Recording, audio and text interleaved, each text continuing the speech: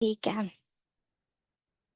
पहला सवाल हमारा ये है कि पौलुस क्या कहता है कि उसे सुसमाचार बांटने के लिए क्या प्रेरित करता है। ठीक है, हम लोगों ने पिछले अध्याय में देखा था कि पौलुस अपनी सेवकाई को लेके दो फैक्टर्स है जिनके विषय में बात करता है कि ये चीज हमें विवश करती है कि मैं सुसमाचार को बांटूं या फिर मैं प्रचार करूं। तो पौलुस किस विषय में बात कर रहा है यहाँ पे कि क्या चीज है जो उसको सुसमाचार बांटने के लिए प्रेरित करता है।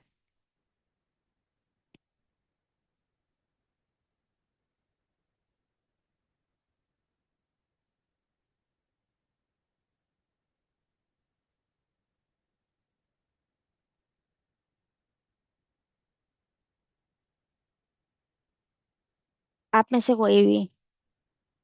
मसीह का प्रेम। मसीह का प्रेम उसे विवश कर देता है। बिल्कुल सही, मसीह का प्रेम पौलुस को विवश कर देता था कि वो हर किसी को सुसमाचार बांटे या फिर सुसमाचार का प्रचार करे।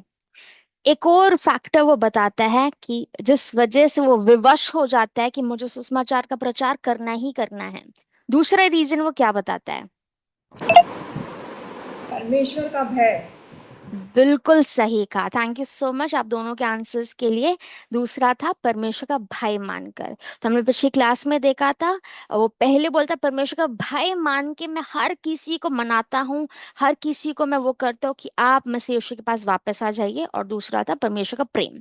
तो दूसरा सवाल हमारा ये है कि प्रभु का भय हमें सुसमाचार प्रचार करने के लिए कैसे प्रेरित करता है।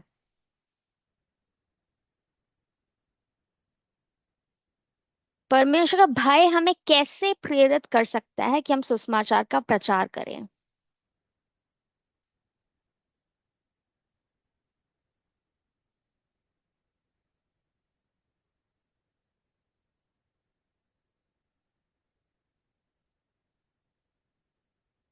How does fear of the Lord help us कि हम लोगों को सुसमाचार शेयर करें, या फिर पौलुस को वो कैसे प्रेरित करता था।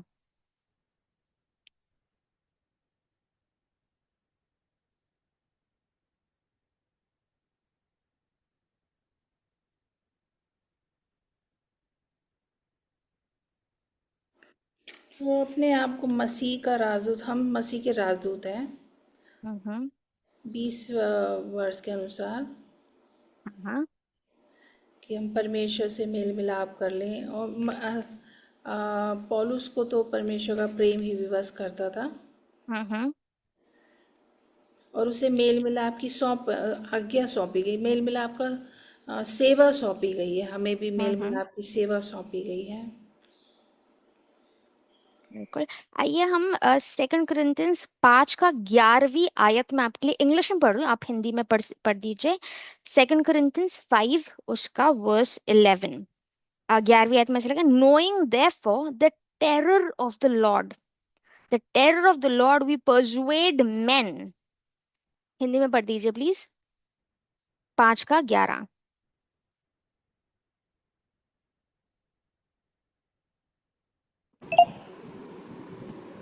इसलिए प्रभु का भय मानकर हम लोगों को समझाते हैं, परंतु परमेश्वर पर हमारा हाल प्रकट है। और मेरी आशा ये है कि तुम्हारे विवेक पर भी प्रकट हुआ होगा।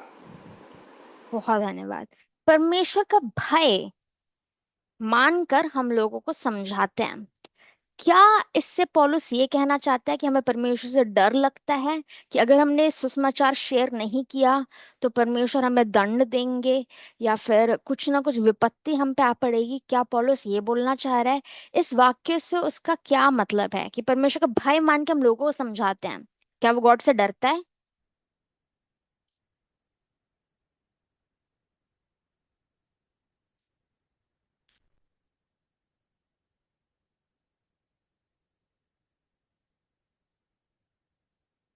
Knowing the terror of the Lord we परsuade men।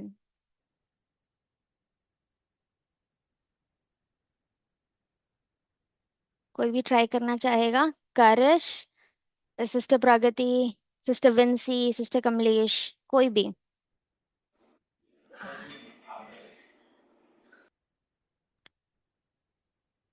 हाँ, आदर करते हैं उसका, जैसे बेटा बाप का आदर करता है। हम्म। वो एक बिल्कुल वैसे ही फियर है जैसे फादर सन का होता है ना। हम्म। पता है उसका बाप उससे प्यार करता है, लेकिन फिर भी वो आउट ऑफ रिस्पेक्ट उसको ना बहुत डरता है उससे भी। तो वो हम्म। वैसा वाला डर नहीं है, फादर एंड सन वाला फियर है जो हम सब समझ सकते हैं उसको। बहुत धन्यवाद। क्या और कोई ऐड करना चाहता है? अगर कोई ऐड करना चाहता है तो हम अभी आंसर्स लेंगे, नहीं तो फिर आज के लिए मैं आपको इस आंसर में हेल्प कर दूंगी। कोई और कुछ बोलना चाहेगा इसमें? चलो कोई बात नहीं। जैसे हमने पिछले क्लास में डिस्कस किया था कि हमारे परमेश्वर एक प्रेमी परमेश्वर है, लेकिन हमारे गॉड एक बहुत ही राइचियस एंड बहुत ही धर्मी गॉड भी हैं। एंड क्योंकि हमारे गॉड धर्मी हैं, वो प्रेमी भी है लेकिन धर्मी भी है, पाप और पापियों के विरोध में एक गुस्सा, एक क्रोध भी है जो उनके अंदर है। वो सिर्फ प्रेम प्रेम प्रेम नहीं है, एक राइचस एंगर। और उनका एंगर बहुत राइचस है, उनका जो गुस्सा या फिर क्रोध है वो बहुत ही धर्मी क्रोध है। वो ऐसा क्रोध नहीं है जो ऐसी हीट ऑफ द मोमेंट में आ जाए। वो ऐसा क्रोध नहीं है कि ऐसी लोगों को मार डाला और खत्म कर दिया तुरंत। ऐसा क्रोध नहीं है। लेकिन पाप के विरोध में और पापियों के विरोध में परमेश्वर का वचन बोलता है कि एक क्रोध है, और वो एक धर्मी क्रोध है। ठीक है। सो हम क्या देखते हैं कि परमेश्वर ने प्रेम तो किया, लेकिन जो पाप है एंड जो लोग पाप करते हैं वो उनके ऊपर परमेश्वर का न्याय या फिर क्रोध बरसना बाकी है अभी। है ना, हमने सुसमाचार में क्या सीखा था लास्ट क्लास में? कि जो कोई पाप करता है उसके ऊपर न्याय की यानी दंड की आज्ञा है ना। अगर किसी ने पाप किया तो परमेश्वर के विरोध में पाप करता है, और पाप क्या डिमांड करता है? कि जस्टिस सर्व हो। सिन क्या डिमांड करता है? क्योंकि हम परमेश्वर के विरोध में पाप कर रहे हैं, सिन ये डिमांड करता है, पाप ये डिमांड करता है कि उसको दंड दिया जाए। इसलिए पुराने नियम में परमेश्वर ने व्यवस्था दी थी कि अगर कोई व्यक्ति पाप करता है तो क्या होता था, क्योंकि गॉड नहीं चाहते थे कि वो मनुष्य उस मृत्यु, क्या आप जानते हैं पाप का एक ही दंड है? क्या आप बता सकते क्या दंड है वो? जो कोई व्यक्ति पाप करता है, चाहे झूठ बोले या मर्डर करे, उसका एक ही सजा है।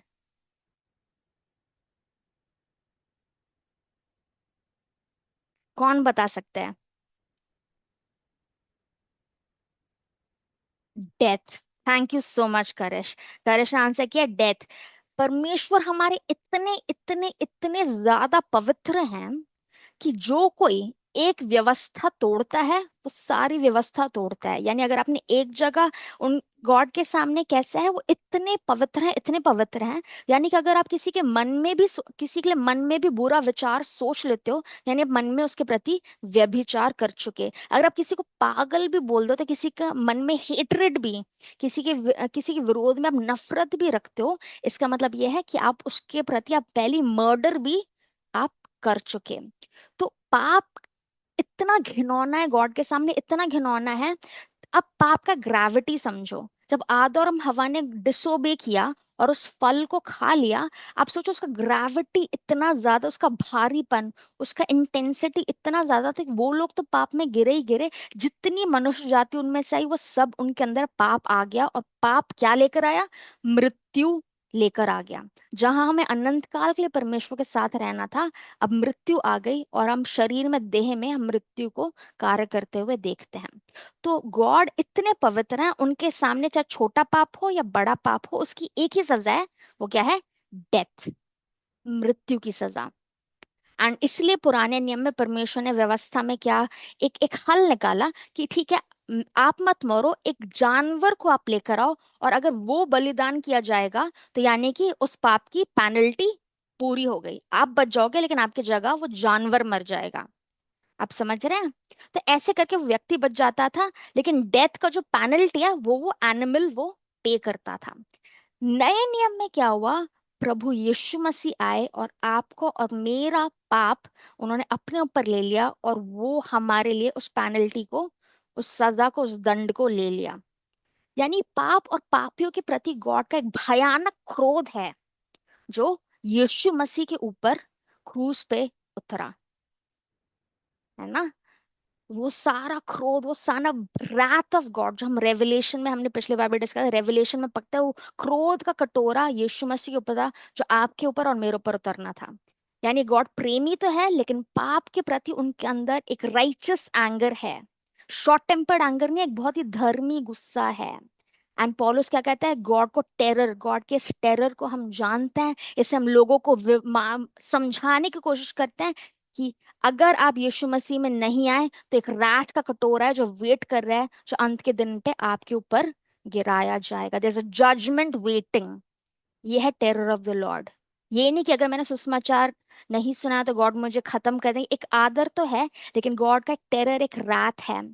हम सब प्रकाशित वाक्य में हमने पढ़ा, हमने क्या देखा है कि कलीसिया तो उठा ली जाएगी, लेकिन जिस किसी ने भी यीशु मसीह पे विश्वास नहीं किया वो लोग रह जाएंगे, और उनके ऊपर रात का कटोरा, विपत्तियां गिराई जाएंगी। वो रात जो हेल हम देखते हैं, वो क्या है, गॉड का रात है, गॉड का जजमेंट है, जो पापियों के ऊपर गिराया जाएगा। एक धर्मी गुस्सा है वो न्यायी है ना। तो इसलिए पौलुस यहाँ पे कहते हैं, knowing the terror of the Lord, हम जानते हैं गॉड प्रेमी तो है, लेकिन वो धर्मी भी है। वो पापियों को ऐसी फ्री में नहीं जाने देंगे। एक ही रास्ता है, वो है यीशु मसीह। यीशु मसीह में हम बच सकते, गॉड के रात के, गॉड के राइचस जजमेंट से हम लोग बचाए जा सकते हैं। तो इसलिए कहते हैं नोइंग द टेरर, 11वें में हमने क्या देखा, परमेश्वर का भय मानकर। एक आदर तो है जो हम गॉड के प्रति करते हैं कि वो हमारे स्वामी हैं, लेकिन ये भी हम जानते हैं कि यीशु मसीह ही हैं जिस जिनमें हम सेव हो सकते हैं। अगर लोग यीशु के पास नहीं आए तो ये रात जो है, वो जजमेंट जो लोगों के ऊपर गिरेगा। तो इसलिए वो लोगों को बचाने की कोशिश करते हैं, इसलिए वो सुसमाचार शेयर करते कि आप आओ और आप बच जाओ उस रात से, उस जजमेंट से, उस इटर्नल डेथ और कॉन्डमनेशन से आप लोग बच सकते हैं। इसलिए वो सुसमाचार का प्रचार करते हैं। क्या आप लोगों को ये क्लियर है ना? किसी के पास कोई भी डाउट, क्या आपको ये आंसर क्लियर है? Knowing the terror of the Lord, कि अगर ये लोग यीशु मसीह को एक्सेप्ट नहीं किया तो क्या होगा, ये सारे हेल में चले जाएंगे। हेल डेविल ने नहीं बनाया, हेल आप जानते हैं किसने बनाया है? हेल गॉड ने ही बनाया है ना। हेल में कौन कौन जाने वाला है? जिस किसी ने यीशु मसीह को एक्सेप्ट नहीं किया, और यहाँ तक कि डेविल को भी हेल में ही डाला जाएगा। तो हेल एक ऐसी जगह है जहाँ पे परमेश्वर अपने धर्मी धर्मी न्याय को वहां पे पास ऑन करेंगे। ठीक है। सो नेक्स्ट क्वेश्चन, यदि, ये एक बहुत ही टिपिकल क्वेश्चन है जो हम दुनिया में देखते हैं। मैं चाहती हूँ आप सभी इस क्वेश्चन में कंट्रीब्यूट करें। यदि परमेश्वर प्रेमी परमेश्वर है तो संसार में दुख क्यों है? काफी सारे लोग क्वेश्चंस पूछते हैं। अगर गॉड एक लविंग गॉड है, if God is so loving, तो फिर क्राइम क्यों हो रहा है, विपत्ति क्यों आ रही है, हजारों लोग मारे क्यों जा रहे हैं, इतना सफरिंग क्यों है इस दुनिया में? अगर कोई आपसे ये पूछता है तो आप कैसे इसका जवाब देंगे?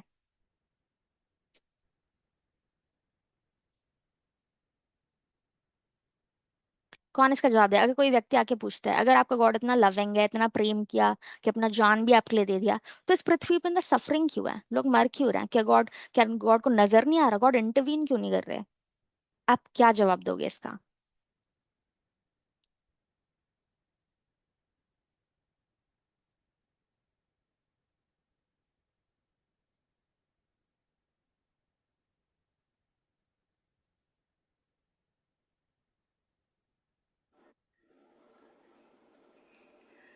हाँ, मैं सोच रही थी कोई जवाब दे।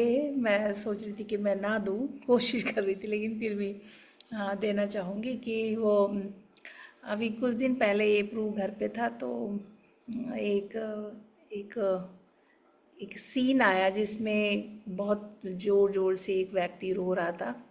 तो एप्रू ने मेरे से पूछा, नानी जीसस तो प्यार करते हैं, फिर ये क्यों रो रहा है? उसने बिल्कुल हम्म। ऐसे बोला, जीसस तो प्यार करते हैं, फिर ये क्यों रो रहा है? तो मुझे इमीडिएटली कोई जवाब नहीं मिला, लेकिन फिर भी मैंने जल्दी से बोल दिया, वो इसलिए क्योंकि वो जीसस को प्यार नहीं करता। ऐसे करके वो यीशु को हम्म। प्यार नहीं करता, वो यीशु को नहीं जानता, इसलिए वो रो रहा है। तो वो हाँ। चुप हो गया, उसको वो सेटिस्फाई हो गया उस आंसर से। तो ये बच्चे का सवाल है, लेकिन सबको ऐसा लगता है ना कि इंसान दुखी हाँ। है। तो क्यों इस संसार में, बहुत बार बच्चे से पूछते हैं। विन्नी भी जब छोटी थी मुझसे ऐसी पूछती थी, और उसका बेटा भी वैसे ही पूछता है कि ये क्यों होता है। तो हमें पता है शुरुआत से ही कि संसार में पाप दुख हमारे पापों की ही वजह से ही है। और इसको अलग अलग हम इसमें डाल सकते हैं। जैसे यदि क्रिश्चियन है तो क्रिश्चियन लोगों के जीवन में भी दुख मुसीबत है, जबकि वो इस मसीह को भी जान लिए, उद्धारकर्ता भी मान लिए। तो उसमें अलग अलग बातें होती हैं। जैसे क्रिश्चियन का फेथ कई बार टेस्ट होता है दुख में। जैसे पौलुस भी बोलता है क्लेश धीरज, क्लेश में धीरज धरने से ना आशा उत्पन्न होती है। फिर वो आशा में हम निराशा नहीं होते हैं। फिर ये क्षण भर का जो क्लेश है ये अनंत महिमा को उत्पन्न करता है। ये क्रिश्चियन लोगों के लिए है कि अनंत महिमा को उत्पन्न करता है। और हम जानते हैं कि हमारा रिवॉर्ड बहुत है, और जिसने शरीर में दुख उठाया उसने उद्धार को पा लिया, ऐसा भी है। फिर कई बार हम जो कई बार इंसान स्पेशली अनजाति लोग तो इसलिए क्योंकि वो नेचुरली संसार में दुख बीमारी है, क्योंकि वो श्राप जो पूरी दुनिया में आ गया उसका तो रिजल्ट वो है ही। लेकिन क्रिश्चियन लोगों को यदि हम देखेंगे तो वो अलग अलग हिस्सों में हम बांट सकते हैं उसको। कई लोगों को परमेश्वर डील करता है। कई बार कैरेक्टर जो होता है, कोई घमंडी होता है तो उस वो अच्छा है लेकिन उसको नज़र नहीं आ रहा कि वो घमंडी है, तो परमेश्वर कई बार उसको नर्म बनाने के लिए ऐसी मुसीबत में डाल देगा कि वो उस सिचुएशन तक चला जाए कि वो नम्र हो जाए। तो क्योंकि अल्टीमेट गोल हम बाइबल में पौलुस की पत्रियों में देखते हैं कि हम मसीह के स्वरूप में ढलते चले जाएं, ये है। तो जैसे अयूब अयूब के बारे में सब लोग बहुत उदाहरण देते हैं कि वो लोग इस बात को नहीं जानते हैं कि अयूब को अपनी धार्मिकता का बहुत घमंड था। वो लोग सोचते हैं कि ऐसी परमेश्वर ने बेवजह उसके ऊपर विपत्ति डाल दी, बेवजह वो दुख में इतना सड़ गया। लेकिन हम जानते हो बहुत सचमुच में वो धर्मी था, लेकिन उसके अंदर एक सबसे बड़ी चीज़ कमी थी, वो था प्राइड। और हम जानते हैं कि प्राइड परमेश्वर के राज में कभी भी प्रवेश नहीं कर सकता। परमेश्वर से प्यार करता था, इसलिए उसको उस सिचुएशन तक उसको लाना था कि वो जान ले कि वो इस बात के लिए घमंडी है। क्योंकि लास्ट में उसका आंसर हम देखते हैं कि वो इससे पहले तो परमेश्वर के साथ वो वकालत करने के लिए तैयार है, उसके साथ मुकदमा करने के लिए तैयार है, उसके साथ आमना सामना करने के लिए तैयार है। वो पूछता है मैंने क्या किया है जिसकी सजा मैं ये भुगत रहा हूँ। लास्ट में हम देखते हैं जब वो परमेश्वर के सामने आमना सामना होता है तो जान जाता है। फिर क्या कहता है, मैं धूल में मुंह डालता हूँ और मुझे अपने आप पे घृणा आती है। उससे पहले नहीं बोला था उसने अपने आप पे घृणा आती है। हम्म तो इसको बहुत ज़्यादा बड़ा टॉपिक है, लेकिन मैं इसे छोटे में जवाब देना चाहूँगी कि अलग अलग तरह से हम इसे देख सकते हैं कि परमेश्वर प्रेमी है, लेकिन फिर भी संसार में दुख है क्योंकि वो सब पाप के इसमें पड़े हुए हैं। लेकिन क्रिश्चियन लोगों की लाइफ में वो अलग अलग तरह से हम देख सकते हैं। कई टेस्ट होते हैं, कईयों को मसीह के स्वरूप में ढालने के लिए होता है, कईयों को क्रिश्चियन होने के बावजूद भी पाप में पड़े रहते हैं, नहीं सुधरते हैं। हम्म क्योंकि जैसे पहला कुरिन्थियों में शायद 11 में भी लिखा है कि मसीह के देह को नहीं पहचाने इसलिए तुम में बहुत सारे रोगी हैं, बहुत से मर भी गए। तो इसको हम अलग हम्म। अलग कैटेगरीज में डाल सकते हैं। तो मेरा ये आंसर है इस बात पे।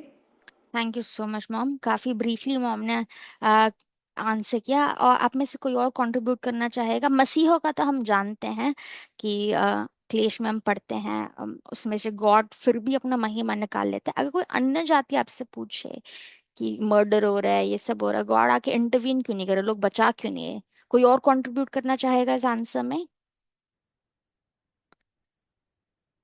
अगर गॉड प्रेमी गॉड है तो इतना सफरिंग क्यों है? अगर कोई अन्य जाति आपसे पूछता है तो?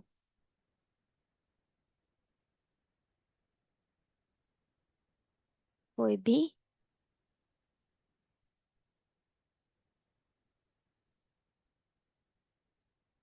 चलो कोई नहीं।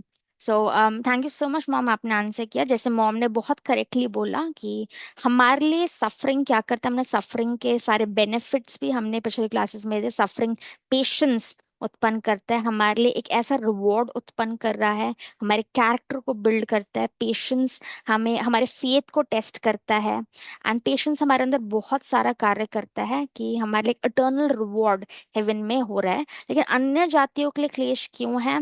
सिंपल सी बात है, उन्होंने गॉड को रिजेक्ट कर दिया। And thank you so much Karish, consequences of sin, बिल्कुल सही। गॉड ने प्रेम किया, लेकिन मनुष्य जाति ने खुद गॉड को रिजेक्ट किया कि गॉड, हमें आपके अंडर नहीं रहना, मैं अपने जीवन का मालिक हूँ। रोमन्स 1 में ऐसे लिखा है कि मनुष्य खुद परमेश्वर से दूर हो गया और कहा कि मैं अपने जीवन का प्रभु होना चाहता हूँ।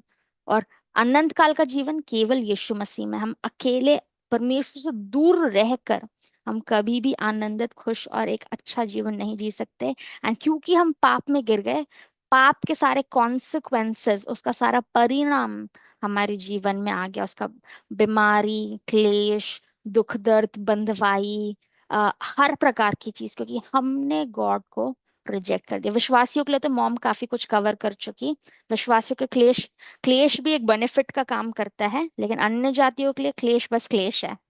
उनके लिए कोई उसमें से भी कोई बेनिफिट निकल के नहीं आ रहा, उनका कोई कैरेक्टर बिल्ड नहीं हो रहा। उनके लिए यहाँ पे भी क्लेश है, उनके लिए वहां पे भी क्लेश है, क्योंकि उन्होंने खुद गॉड को रिजेक्ट किया है। एंड गॉड कभी भी, हम पहले भी सीख चुके हैं, फ्री विल को सरपास या फिर बाईपास नहीं करते। गॉड रो हमको गॉड ने रोबोट नहीं बना, हमारे हाथ पैर पकड़ के जबरदस्ती हमारी फ्री विल को ओवरराइड करके गॉड हमारे साथ जोर जबरदस्ती कभी नहीं करते। सो नेक्स्ट क्वेश्चन ये है, आप नरक को कैसे जस्टिफाई करोगे कि यदि परमेश्वर लोगों को नरक में भेजता तो वो भला कैसे है? हेल करके एक जगह गॉड ने ही बनाया है, एंड परमेश्वर ही हैं जो लोगों को हेल भेज रहे हैं, है ना। हमने देखा था न्याय कैसे होता है। गॉड सारे अविश्वासियों को लेफ्ट में कर देंगे, सारे विश्वासियों को राइट में कर देंगे, और जो कोई मसीह यीशु को एक्सेप्ट नहीं करता, वो हर एक व्यक्ति उस अंधेरे कुंड में डाल दिया जाएगा, हमेशा के लिए रोना और दांत पीसना है। तो अब कैसे किसी अन्य जाति को आप जस्टिफाई करोगे कि एक हेल क्रिएट करने वाला और लोगों को हेल भेजने वाला परमेश्वर एक जस्ट और राइट एंड लविंग गॉड है? बहुत ही सिमिलर क्वेश्चन है। क्या क्या नरक क्रिएट करना गॉड को एक एक बुरा परमेश्वर बनाता है? क्या उनका एंगर जस्टिफाइड है? क्या उनका राथ जस्टिफाइड है?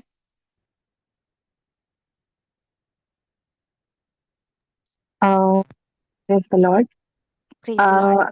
Yes, तो आई थिंक कि परमेश्वर ने जो ये नर्क के लिए यहाँ पे जो बात हो रही है, इसमें ये है कि जैसे कि पहले जो थर्ड क्वेश्चन में हमने देखा कि इतने सारे अन्य जातियों को परमेश्वर ने ऑलरेडी वचन का सुसमाचार करने की वो सुसमाचार देने के लिए बहुत सारे अपने लोगों को चुना है, और वहां पे सुसमाचार जा रहा है और तब भी वो नहीं मान रहे हैं। और फाइनली जैसे कि लिखा हुआ है कि हर एक घुटना झुकेगा, हर एक जीभ अंगीकार करेगी।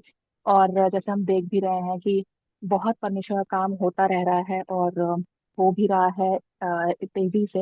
हर कोई जानता है कि परमेश्वर कौन है, यीशु मसीह कौन है, क्योंकि कितनी सारी बीमारियां चंगी हो रही हैं, इतने सारे मतलब अलग अलग तरह से बहुत सारे लोग हम्म। जो हैं वो परमेश्वर के मिराकल्स को देख रहे हैं। तो जैसे परमेश्वर के मिराकल्स को देखा जा रहा है, तो हर बहुत सारे लोगों को पता चल रहा है धीरे धीरे, और एक ना एक दिन सबको पता चल जाएगा। लेकिन तब भी जो लोग नहीं मानते हैं, उनके लिए ये है कि वहाँ जो नरक है, वो परमेश्वर न्यायी परमेश्वर है। तो ये हम तो नहीं बता सकते, लेकिन वो परमेश्वर है, और परमेश्वर का जो न्याय का दिन है, तो वो न्याय के दिन में बताएगा कि कौन नरक जाएगा, कौन नरक नहीं जाएगा, ऐसे। तो जितना मैं थैंक यू समझ सो पा मच। रही हूँ। जी। बिल्कुल सही, बिल्कुल सही कहा। Thank you so much sister Pragati, बिल्कुल सही। इतने सारे science and wonders and gospel के बावजूद अगर कोई व्यक्ति मसीह यीशु पर विश्वास नहीं करता है, तो वो खुद चूज कर रहा है कि मुझे गॉड से दूर रहना है। एंड अगर आप गॉड को हटा दो, तो वो दुनिया अपने आप हेल ही बन जाएगी। तो देखा जाए तो वो खुद व्यक्ति, गॉड ने एक बहुत इजी सोल्यूशन निकाला है, यीशु पे बिलीव करो और मेरे साथ अनंत काल के लिए हेवन में आप रहो। अगर आप कहते हो कि मुझे एक ऐसा जगह चाहिए जहाँ गॉड है ही नहीं, गॉड को निकाल दो। अगर गॉड को उस जगह से निकाल दिया, अपनी सारी अच्छाई, सारी खूबसूरती, सारी भलाई, सारी अच्छी चीज उस जगह से निकाल दी, तो क्या बचता है? वहां हेल ही बचता है। तो देखा जाए तो व्यक्ति खुद चूज कर रहा है कि मुझे नरक ही जाना है। गॉड नहीं कह रहे आपको आप पहाड़ों पे जाओ, आप नदियों में जाओ, आप पूरा व्यवस्था टू द टी फॉलो करो, आप ये करो, वो करो, वो करो। गॉड ने बहुत ही अमेजिंग और सरल सा रास्ता निकाला है, जैसे सिस्टर प्रगति ने कहा, बहुत साइंस एंड वंडर्स हो रहे हैं हर एक तरीके से। प्रकाश वाक्य था, हर एक व्यक्ति को सुसमाचार जब तक नहीं पहुंच जाता तब तक मसीह यीशु नहीं आएंगे। हर किसी को इक्वल अपॉर्चुनिटी यीशु पे विश्वास करने का, हर किसी को। लेकिन फिर भी अगर कोई रिजेक्ट कर रहा है, वो खुद वो हेल चूज कर रहा है। गॉड ने बहुत इजी बना दिया हम लोगों के लिए। तो हेल, लोग जेंटाइल से बोलते हैं कि एक हेल भेजने वाला परमेश्वर कैसे जस्ट हो सकता है, लेकिन हम जानते हैं मनुष्य खुद अपने लिए हेल चूज कर रहा है। गॉड हेल नहीं चूज कर रहे। ठीक है, आई आई बिलीव सबके लिए क्लियर है। 2 कुरिन्थियंस 5 का 12 प्लीज पढ़ दीजिए कोई। 2 कुरिन्थियों 5 का 12, कोई आयत पढ़ दीजिए। 2 कुरिन्थियों 5 का 12।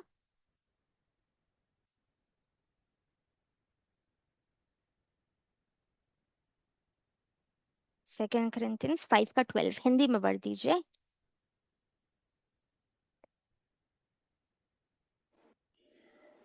हम फिर भी अपनी बड़ाई तुम्हारे सामने नहीं करते, वरन हम अपने विषय में तुम्हें घमंड करने का अवसर देते हैं कि तुम उन्हें उत्तर दे सको जो मन पर नहीं वरन दिखावटी बातों पर घमंड करते हैं। हाँ, बहुत बहुत धन्यवाद। इसमें तुम कौन हो और वो लोग कौन हैं? हम तुम्हें ये अवसर दे रहे हैं घमंड करने के लिए, तो यहाँ पे तुम कौन है और उन्हें उत्तर दे सको, उन्हें कौन लोग हैं?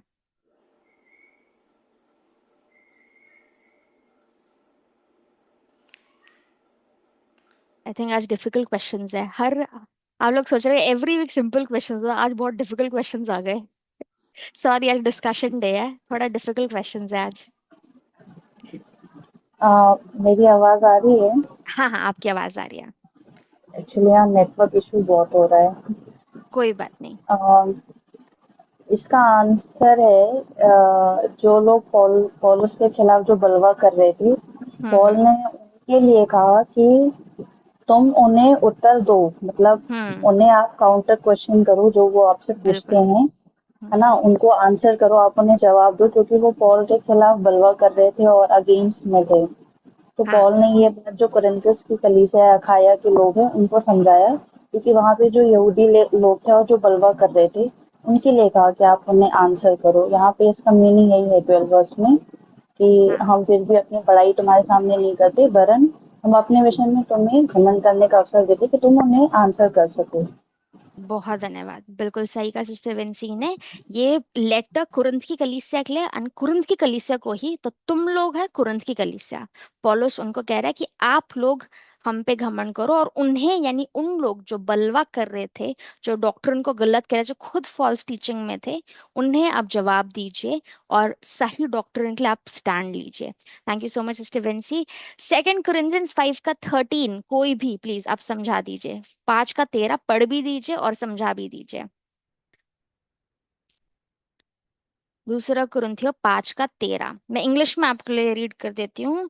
For if we are beside ourselves it is for God, और if we are of sound mind it is for you.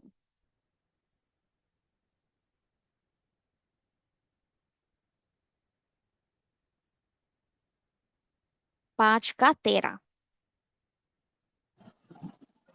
यदि हम बेसुध हैं तो परमेश्वर के लिए, और यदि चैतन्य हैं तो तुम्हारे लिए हैं। Thank you.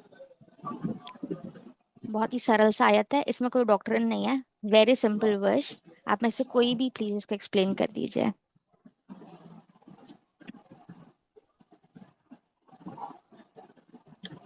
यहाँ पे पॉल कह रहे हैं कि वो बेसुध है, आई मीन किसी चीज की लगन, किसी चीज का हम्म। धुन उसके अंदर है।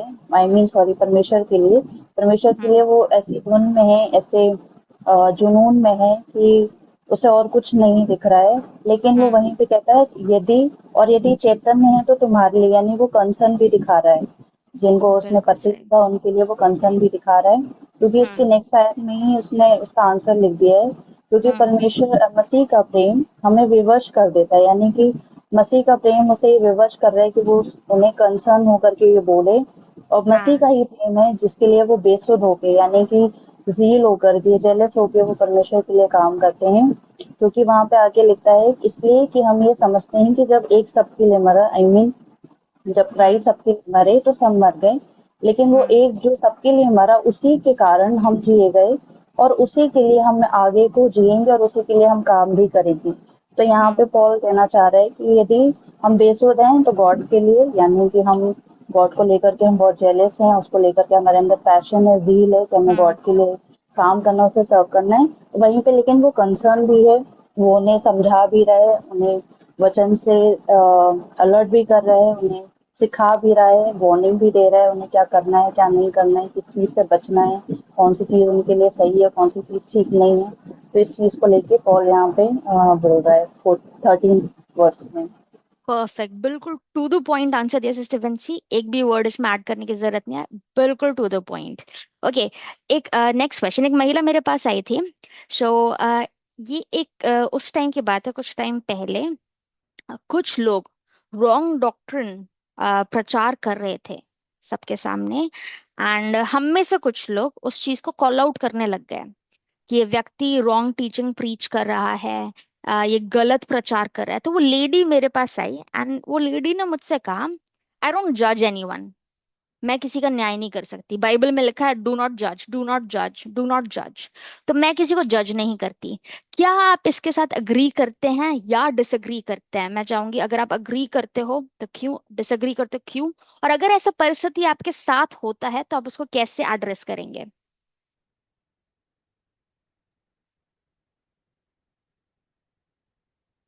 उसके सामने लाइक कलीसिया में लोग रॉन्ग टीचिंग कर रहे थे एंड हमने उस चीज को वो किया, लेकिन वो लेडी कह रही थी यू शुड नॉट जज बिकॉज बाइबल में लिखा है कि आपको जज नहीं करना चाहिए। क्या आपको हाँ। लगता है? हम्म। हाँ, कैसे कह सकते हो कि आप जज नहीं, जज जज में दो डिफरेंस है। जैसे कि यदि मैं किसी को कह दूं कि तुम नरक जाओगे हम्म। एकदम से, ये जजमेंट गलत है कि आप बिल्कुल। You are going to hell. क्योंकि हम्म। स्वर्ग में जाना नहीं जाना परमेश्वर पर्सनली सबको देख के जज करेगा। लेकिन बिल्कुल। लेकिन being a believer in the church, आप पढ़ सकते हैं पहला कुरिन्थियों 6 में, उसमें हम्म। लिखा है कि तुम सरदूतों का न्याय करोगे, है ना? हम्म। क्या तुम नहीं जानते कि तुम जगत का न्याय करोगे? तो छोटे से छोटे झगड़ों का न्याय नहीं करोगे क्या? हम्म। तो यहाँ पे लिखा, और फिर कलीसिया में तुम क्या साधारण लोगों को, तो मतलब कलीसिया में भी जब आप किसी को बैठाते हो इस बात को सॉर्ट आउट करने के लिए, तो उसमें भी जो स्पिरिट फील्ड होते हैं, गुड हम्म। डॉक्ट्रिन वाले होते हैं, वो लोग कर सकते हैं। क्योंकि जैसे पौलुस भी किया था, है ना? हम्म। उसने करेक्ट किया था। हाँ। मैं भूल रही हूँ उसका नाम, कौन था? वो दोनों बपतिस्मा के बारे में नहीं जान रहे थे, तो उसको सीक्रेटली ले जाके उसने उनको करेक्ट अपोलोस। किया। को किया था, पतरस को करेक्ट हाँ। किया था। हाँ, तो पतरस को सर्विस करेक्ट को किया। कर, यदि कोई गलत शिक्षा दे रहा हो तो आप जाके उसे करेक्ट करना आपका राइट है। मतलब राइट बिल्कुल। नहीं है, मतलब ये परमेश्वर की ओर से आपको कमांड है कि आपको करना ही हम्म। पड़ेगा। जैसे पतरस को पौलुस करेक्ट करा, क्यों करा था? क्योंकि पतरस का जो बिहेवियर था वो स्प्रेड हो रहा था सबके सामने, इट वाज नॉट इन बिल्कुल। सीक्रेट। हाँ। सीक्रेट में नहीं था, ये ओपनली था। और ओपनली हम्म। मतलब ये गलत शिक्षा बिलीवर्स लोग के बीच में जा रही थी, तो इसलिए हाँ। उसको उसको ओपनली करेक्ट करना पड़ा। और पौलुस ने भी कई जगह लिखा है कि तुम यदि कोई पाप करता है तो उसको ओपनली करेक्ट करना, यदि ओपनली कर, बिल्कुल। बिल्कुल। बिल्कुल। बिल्कुल लिखा है। मैं वर्सेस आपको दे, एक तो मैंने यही दे दिया पहला कुरिन्थियों 6 में, हम्म। आप पढ़ सकते हैं इसमें। संसारिक बातों का निर्णय क्या तुम ऐसे वैसे लोगों को बैठाओगे कलीसिया में? तो यहाँ पे गॉड सर्वेंट्स लोगों को राइट है, दे कैन जज। हम्म। और गलत डॉक्ट्रिन कोई देता है तो आप जाके उसे बोलना है। क्योंकि क्या होता है, गलत डॉक्ट्रिन मतलब जो लोग नहीं जानते, अनजाति लोग हैं, तो गलत शिक्षा चले जाती है। बिल्कुल। मतलब वो भटकने वाला और भटक जाता है। जैसे यीशु मसीह भी नहीं बोलता तुम खुद तो स्वर्ग में नहीं प्रवेश प्रवेश करे, जो कर रहे थे उनको भी हम्म। रोक दिया। तो आपको हम्म। करना पड़ता है करेक्ट लोगों को। तो इसका मतलब नहीं कि आप जज कर रहे हैं, दैट्स नॉट मीन कि आप सीधे सारा को नर्क जाने का जजमेंट दे दे रहे हैं। लेकिन करेक्ट हम्म। करना बहुत ज़रूरी है, बहुत ज़्यादा बिल्कुल। ज़रूरी है। बिल्कुल। और मैं ऐसे और उदाहरण आपको दे सकती हूँ, लेकिन मेरे ख्याल से इतना इनफ है। Thank you so much. Thank you mom, बिल्कुल करेक्टली मॉम ने कहा कि रॉन्ग डॉक्ट्रिन को करेक्ट करना बहुत जरूरी है। पिछले क्लासेस में हमने देखा जज नहीं करते लेकिन डिसर्न करना। आज हम वर्ष नहीं खोलेंगे, पहला कुरिन्थियों में ही लिखा है एक आत्मिक मनुष्य सब बातें डिसर्न करता है। है ना। हम यहाँ पे यहाँ सेकंड पीटर में भी लिखा है, आप खोल सकते हैं सेकंड पीटर, उसका सेकंड चैप्टर। उसमें ऐसे लिखा है, मैं इंग्लिश में पढ़ देती हूँ, आप हिंदी में जिसको मिले पढ़ दीजिए। Second Peter second chapter verse 1 से पढ़ रही हूँ। Second Peter second chapter verse 1। But there were also false prophets among the people, even as there will be false teachers among you who will secretly bring in destructive heresies, even denying the Lord who bought them, and bring on themselves swift destruction. And many will follow their destructive ways, because of whom the way of truth will be blasphemed. By covetousness, they will exploit you with deceptive words. For a long time, their judgment has not been idle, and their destruction does not slumber. Please Hindi में भी पढ़ दीजिए।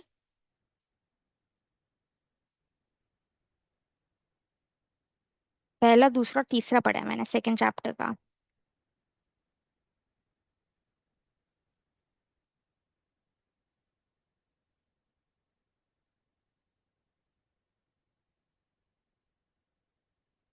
Second Peter second chapter verse 1, 2 and 3।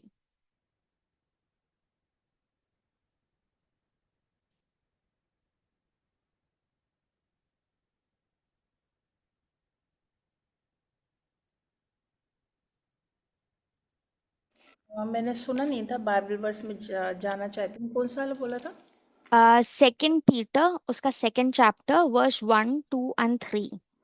जिस प्रकार उन लोगों में झूठे भविष्यवक्ता थे, उसी प्रकार तुम में भी झूठे उपदेशक होंगे, जो हम्म। नाश करने वाले पाखंड का उद्घाटन छिप छिप कर करेंगे, और उस स्वामी का जिसने उन्हें मोल लिया इनकार करेंगे, और अपने आप को शीघ्र विनाश में डाल देंगे। बहुत से उनके समान लुचपन करेंगे, जिनके कारण सत्य के मार्ग की निंदा की जाएगी। वे लोभ के लिए बातें गढ़कर तुम्हें अपने लाभ का कारण बनाएंगे, और जो दंड की आज्ञा उन पर पहले से हो चुकी है, उसके उसके आने में कुछ भी देर नहीं, और उनका विनाश ऊँघता नहीं। हम्म। एंड प्लीज टाइटिस भी निकाल दीजिए। टाइटिस टाइटिस निकाल दीजिए। एंड उसका आप यहाँ से पढ़ देना सेकंड चैप्टर। आप फर्स्ट चैप्टर से ही पढ़ दीजिए, 10 और 11। पहला अध्याय 10 और 11। पहला अध्याय उसका 10। हाँ, 10 और 11। क्योंकि क्योंकि बहुत से लोग निरंकुश, बकवादी और धोखा देने वाले हैं, विशेष करके खतना वालों में से। उनका मुंह बंद करना चाहिए। ये लोग नीच कमाई के लिए अनुचित बातें सिखाकर घर के घर बिगाड़ देते हैं। उन्हीं में हाँ से एक जन ने, जो उन्हीं का भविष्यवक्ता है, कहा है, क्रेती लोग सदा झूठे, दुष्ट पशु और आलसी पेटू होते हैं। हाँ, बस यहीं तक, बहुत धन्यवाद। लेकिन सेकंड चैप्टर में वो बहुत कैसे कैसे हमें करेक्ट करना है वो भी बताता है। हमारा हमारा टोन कैसा होना चाहिए, हमारा रवैया कैसा होना चाहिए। दूसरा अध्याय का आप पहली आयत से पढ़ देना, पहली आयत से, इसी इसी बुक का। पर तू ऐसी बातें कह कर जो खरे उपदेश की योग्य हैं, हाँ। अर्थात बूढ़े पुरुष सचेत और गंभीर और संयमी हो, और उनका विश्वास और प्रेम और धीरज पक्का हो। हम्म। यही हाँ इसी हाँ हाँ प्रकार बूढ़ी स्त्री व हाँ। पहचान पवित्र लोगों सा हो, वे दोष लगाने वाली, अपियक्कड़ नहीं, पर अच्छी बातें सिखाने वाली हो, ताकि वे जवान स्त्रियों को चेतावनी देती रहें कि अपने पतियों और बच्चों से प्रीति रखें, और संयम। बस बस यही, बहुत धन्यवाद। इंग्लिश में ऐसे लिखा है, but as for you speak the things which are proper for sound doctrine. Titus 2 का 1 में पढ़ो। साउंड हिंदी में एग्जैक्ट वर्ड्स नहीं है, सही उपदेश लिखा है। इंग्लिश में से like sound doctrine. As for you speak the things which are proper for sound doctrine. आप प्रचार करिए, that for older man be sober reverent. And बाद में वो सभी एज ग्रुप के लिए बताता है। सो अगर आपके कलीसिया में ऐसा हो रहा है, बाइबल हर तरफ कहती है कि झूठे उपदेशक आएंगे। ये हाँ, मैं मेरा आपको ना 7 और 8 में है ना? हाँ हाँ, मैं मैसेजेस आपको, सारे रेफरेंसेस आपको व्हाट्सएप में डाल दूंगी। झूठे भविष्यवक्ता आएंगे, लेकिन अगर अगर आप अथॉरिटी में हैं, अगर आप लीडरशिप में हैं, तो जरूरी है कि लीडरशिप आपस में बात करके उस चीज को पर्सनली एड्रेस करे। अगर आप एक नॉर्मल बिलीवर हैं, तो आप खुद उसको कॉल आउट करने के बजाय एक बेटर वे ये रहेगा कि आप अपने अथॉरिटीज को इस चीज को लेके इन्फॉर्म करें। है ना, बाइबल हमेशा कहती है, अगर कोई अगवा है, अगर कोई प्रचारक है जो ऐसा रॉन्ग डॉक्ट्रिन प्रचार कर रहा है आप लोगों के बीच में, तो आप अपने अथॉरिटीज, अपने पासबान को इन्फॉर्म करो, या फिर ऐसे लोग जो आत्मा के सामर्थ्य में चलते हैं, आप उनको इन्फॉर्म करिए, ताकि 2 या 3 लोगों की गवाही हो। है ना, सिर्फ एक व्यक्ति ने, एक बंदा डिसीव भी हो सकता है ना। एक व्यक्ति अगर उसको किसी पर्सनल किसी प्रीचर से कुछ उसको दिक्कत है, तो वो डिसीव भी हो सकता है, लेकिन 2 3 लोगों की गवाही से क्या होता है, एक बात एस्टैब्लिश हो जाती है। एंड बाइबल खुद कहती है कि किसी भी एल्डर या फिर किसी भी अथॉरिटेटिव व्यक्ति को सबके सामने कन्फ्रंट नहीं करना है। जो लीडरशिप है उसको वो करे, लेकिन जो टीचिंग है उसको सबके सामने कॉल आउट करना जरूरी है। किसी व्यक्ति को चाहे आप कॉल आउट मत करो, लेकिन जो रॉन्ग टीचिंग है उसको आप सबके सामने सही डॉक्ट्रिन आप प्रीच करिए। क्योंकि काफी सारे लोगों ने वो रॉन्ग टीचिंग सुन लिया है, तो सबके सामने सही टीचिंग देना बहुत जरूरी है, ताकि जिस किसी ने भी वो सुनना है, वो व्यक्ति आत्मा में, वचन में वो करेक्ट हो जाए एंड सही डॉक्ट्रिन में चलने लग जाए। लेकिन अगर आप किसी व्यक्ति विशेष को कन्फ्रंट करना चाहते हैं, तो सबसे बेस्ट ऑप्शन यही होगा कि हम लीडरशिप के पास जाएं। लेकिन टीचिंग को अब वहीं पे, कि यार ये डॉक्ट्रिन ऐसा नहीं है, वचन ऐसे ऐसे बोलता है, किसी पर्सन को आप कॉल आउट मत करो। वो एक बहुत, आई थिंक, सबमिशन को दिखाता है कि हम अथॉरिटीज के प्रति सबमिसिव है। किसी को कुछ भी कंट्रीब्यूट करना है, क्वेश्चन है इस टॉपिक से रिलेटेड?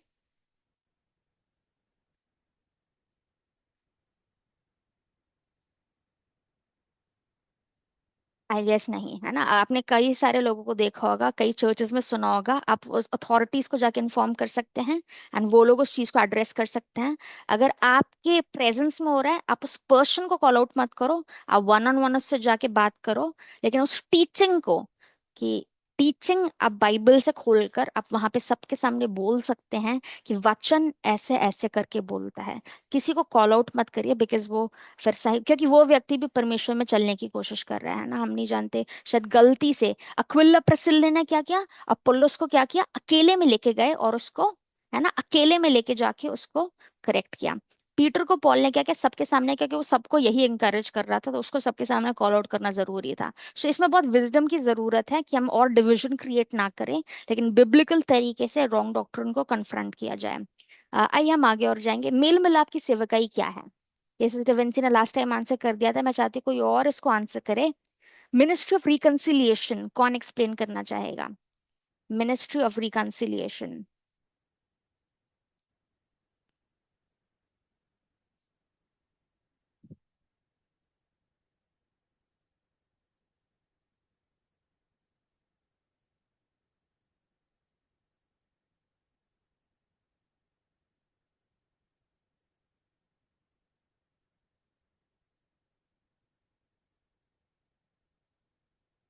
कोई भी?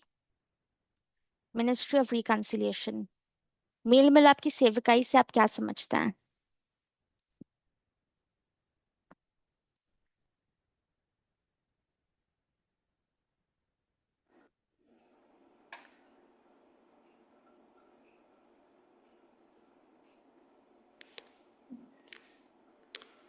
जैसे कि यीशु मसीह ने हमारा पिता से मिलाप कराया।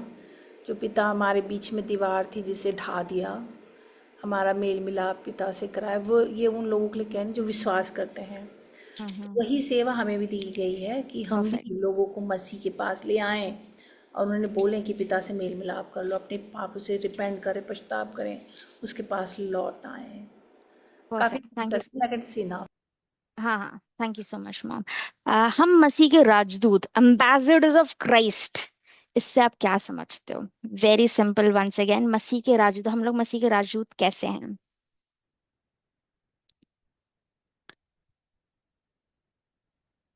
इसमें भी ऐसे ही है जैसे कि एक कंट्री का दूसरी कंट्री में जाते हैं ना, तो अपने देश के बारे, देश को रिप्रेजेंट करते हैं। तो हम्म। हम मसीह के राज्य के राजदूत हैं। हम्म। हम्म। हम उसके राज्य में उसके सुसमाचार को हम लेके संसार में जाते हैं और उससे मेल मिलाप कराने की कोशिश करते हैं। मुझे बिल्कुल लगता है कि सही। और भी बोल रहे, लेकिन दैट्स इनफ आई थिंक। या, बिल्कुल सही, हम मसीह के एम्बेसडर्स हैं, बिकॉज हम किंगडम को रिप्रेजेंट करते हैं, जो मसीह यीशु का किंगडम है। एंड हम उसके एम्बेसडर्स बन के हम लोगों के पास जाते हैं ना। आप ये वाला वर्स पढ़ सकते हो, इसमें बहुत क्लियरली, 2 Corinthians 5, उसका 20 वर्स आप पढ़ दीजिए, 5 का 20।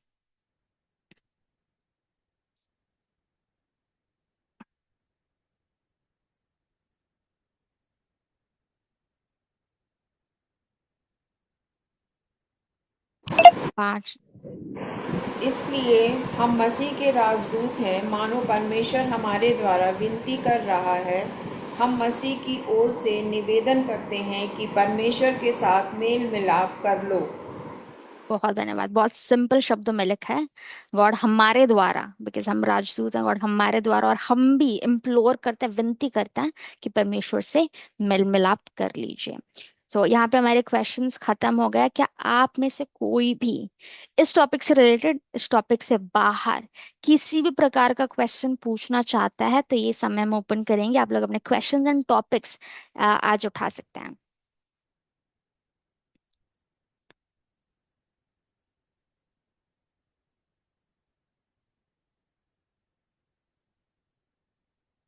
किसी भी प्रकार का क्वेश्चन आज हम लोग डिस्कस सकते हैं। यहाँ पे मॉम भी हैं, एंड वी हम लोग एक दूसरे से डिस्कस कर सकते हैं वचन, परमेश्वर का वचन किसी भी टॉपिक या फिर क्वेश्चन को लेकर क्या बोलता है।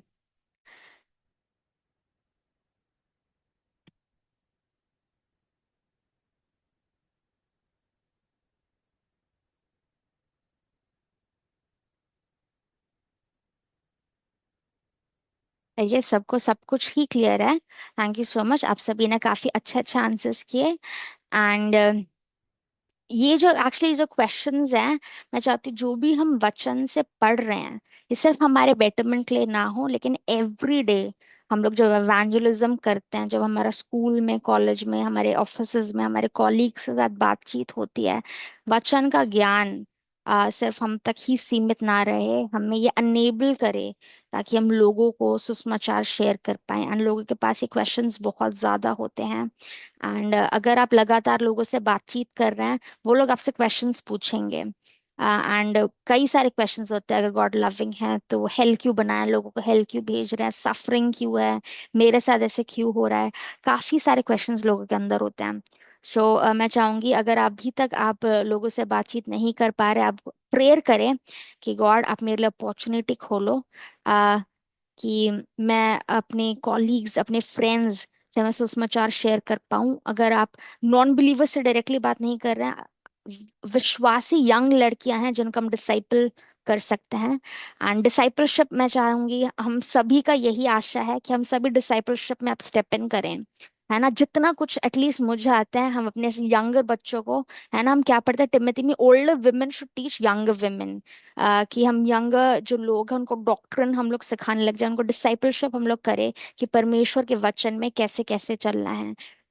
आई बिलीव आप लगातार प्रार्थना कर रहे हैं किसी एक व्यक्ति के लिए, आप गॉड से बोझ मांगिए, गॉड इस साल मुझे इस व्यक्ति को गॉड में आगे बढ़ाना है। वो नॉन बिलीवर हो सकता है, वो बिलीवर हो सकता है, वो बैकस्लाइडिंग विश्वासी हो सकता है। किसी भी विश्वासी, किसी एक विश्वासी के लिए क्यों ना हम बोझ मांगे कि गॉड आप ये एक व्यक्ति प्लीज मुझे दे दो, मैं स्वर्ग तो आऊंगा, इस व्यक्ति को मैं अपने साथ स्वर्ग में लेकर आना, आप मुझे फ्रूटफुल बनाओ गॉड। इतने सालों से मैं फ्रूट नहीं लेकर आ पाई हूँ गॉड, लेकिन इस साल और अब से मैं फ्रूट्स लेकर आना चाहती हूँ। जब हम उस व्यक्ति के लिए बिछवाई करेंगे, गॉड हमारे माउथ में वचन देंगे कि हम वो वचन हम बोल पाए, ये वचन जो कुछ भी हम सीख रहे हैं उस समय में पवित्र आत्मा हमें स्मरण कराएंगे, और वो वचन हमारे माउथ में गॉड देंगे, उसी टाइम दिया जाएगा, है ना। एंड आप लोग किसी एक व्यक्ति के लिए आप प्रेयर करना स्टार्ट कर दीजिए। गॉड इस व्यक्ति को मैं डिसाइपल करना चाह, हम में से हर एक व्यक्ति डिसाइपलशिप के लिए बुलाया गया है ना। यीशु मसीह ने क्या कहा, अधिकार स्वर्ग और पृथ्वी का अधिकार मुझे दे गया है, इसलिए तुम हर तरफ जाओ, लोगों को बपतिस्मा दो और मेरा चेला बनाओ। हम में से हर एक को, आपका बुलाहट कुछ भी हो सकता है, आप संडे स्कूल टीचर हो सकते हो, आप बाइबल टीचर हो सकते हो, आप इवेंजलिस्ट हो सकते हो, आप मे बी एडमिन में आप काम करने वाले व्यक्ति हो सकते हो, आप सर्विंग में काम करने वाले व्यक्ति हो सकते हो, आप गिविंग मर्सी दिखाने वाले व्यक्ति हो सकते हो, लेकिन डिसाइपलशिप आपका मेरा हर एक व्यक्ति का रिस्पॉन्सिबिलिटी है। ये वचन हमें हेल्प करे ताकि हम और लोगों को डिसाइपलशिप हम लेकर आ पाए। ठीक है, अगर आप वो नेम्स डालना चाहते हैं, आप किसके लिए प्रार्थना कर रहे हैं, ये समय लेके आप चैट में डाल सकते हैं। कि मैं इस व्यक्ति के लिए प्रार्थना कर रही हूँ, इस व्यक्ति को मैं गॉड में और आगे बढ़ा रही हूँ। आप उन लोगों के नेम्स चैट में डाल सकते हैं। आई एम प्रार्थना में जाएंगे। आज बस डिस्कशन के लिए आज ओपन किया था, आज हम नेक्स्ट चैप्टर नहीं कर रहे। नेक्स्ट क्लास से हम और स्पीडली हम लोग आगे के चैप्टर्स करेंगे। मैं आगे से मैं मॉम को देना चाहूंगी कि हमें प्रेयर में लीड करें। एंड जिस भी व्यक्ति के लिए आप लगातार प्रार्थना करो, अगर आपने नहीं सोचा है अभी तक, आप पवित्र आत्मा से बोलिए, गॉड आप एक व्यक्ति का नाम मेरे हृदय में डालो कि मैं उसके लिए प्रार्थना करना चाहती हूँ, मैं उसकी लाइफ में वचन को मैं सो करना चाहती हूँ गॉड। सो मैं आगे के समय में मॉम को देना चाहूंगी कि वो हम प्रेयर में लीड करें। And जैसे भी अनाउंसमेंट है, डिस्कशन है, उसमें हम आगे जा सकते हैं और आप लोग अपने जो भी नेम्स है उस चैट में डाल सकते हैं। Thank you so much. प्रभु आप सभी को आशीष दें।